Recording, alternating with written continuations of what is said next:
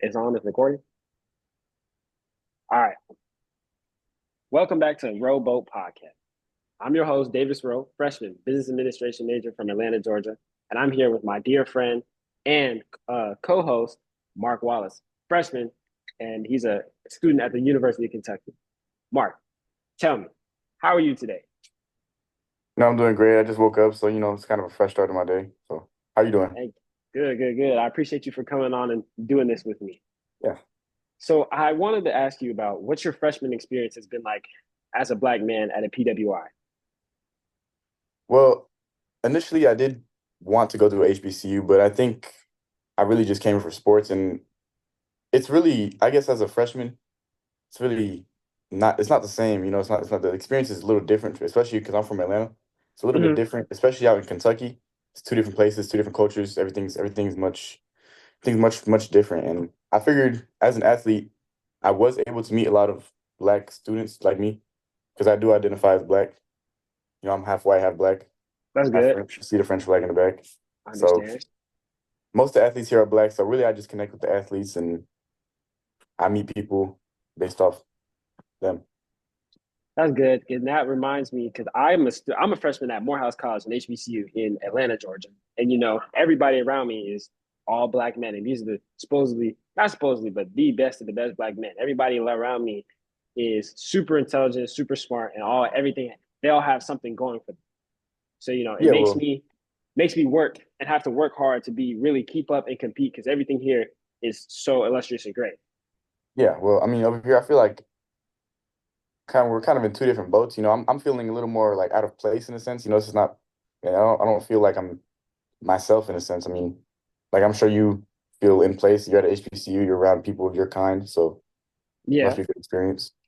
So I know that you are an entrepreneur, right? You do a clothing brand. Is Yeah, that correct? I own a clothing brand. Me and my cousin, we kind of work on it. He stays in Atlanta, I stay in Kentucky. We kind of just, you know. So tell me how that's going, especially being a Black man at PWI. Can you tell me how that's working out for you? Well, I think it's working out both good and bad because I think it's working out good because as a black entrepreneur up here, I guess people see that we sell different type of clothing than what people would normally wear up here in a sense. Like some jeans, some hoodies and stuff you wouldn't normally see, especially from a white man or somebody like that selling. But I feel like I also do have to work twice as hard in a sense because being a black man, it's especially in Kentucky, it's a little bit different. It's much harder in a sense. I can understand. Now, I have a question about that. Do any of your white counterparts, classmates, have their own clothing brands that are in competition with your own? Not necessarily. I mean, it's not the same type of clothing.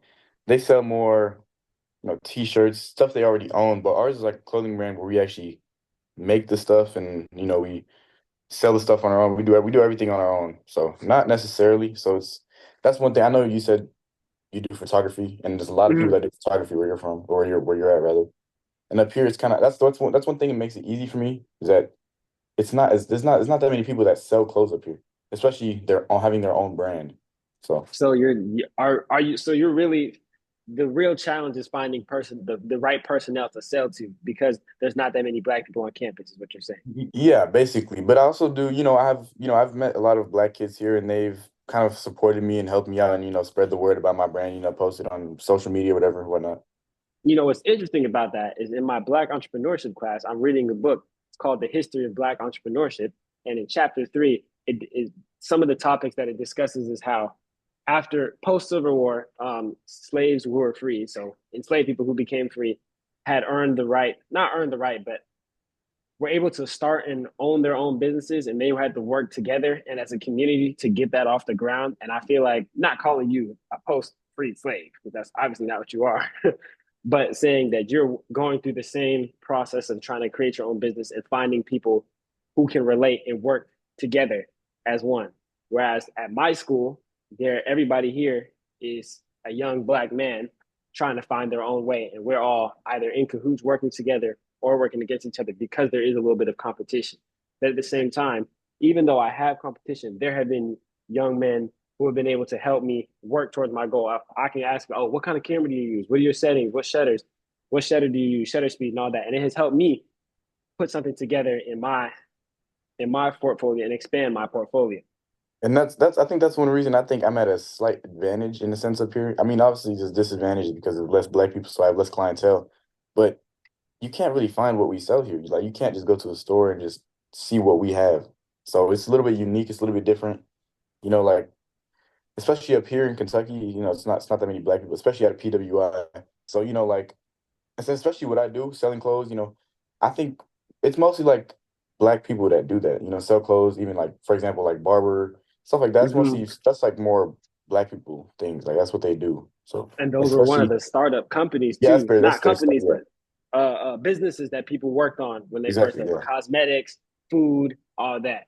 And so, which also this also leads me to my next question for you. Do you think that systemic racism still exists on your campus, preventing you from succeeding as an entrepreneur? I would say a little bit. Yeah, I would say a little bit because I feel like, as I was saying earlier, the clothes that we sell are mostly for black people, and you wouldn't see, if a white person saw the clothes we sell, they may not feel attracted to it. They may feel, if you let's say we had a white man selling something and a black man selling something, Right. chances are they will go with the white man, considering where we are, even if we Exactly. sell the same things, different things, whatever. So I think slightly yes, but I think it's getting better as time goes on because I mean we've evolved so much since the past, ever since, like you said earlier, the slaves And have I been do free, starting up businesses. Yeah. I do think that with the media, it has allowed for people to become more, for lack of better words, woke about things that are going on and whatnot. And the media also allows for businesses, especially young and emerging businesses, to expand and show off their stuff. Do you have a following or a social media page that Yeah, you we do use? have yeah, we have a Instagram and we have a TikTok. Yeah.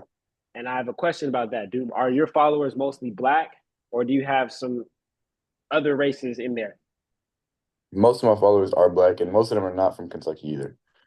So Okay. we have Do you know where basically, they're from? we have charts that show, Mm-hmm. male, female, black, Asian, whatever. So I think it was 67% black. And then we Okay. have we also have a lot of Latino too. So, but not really white. It's because up here it's mostly white people. So that's why I'm saying it's a little bit harder.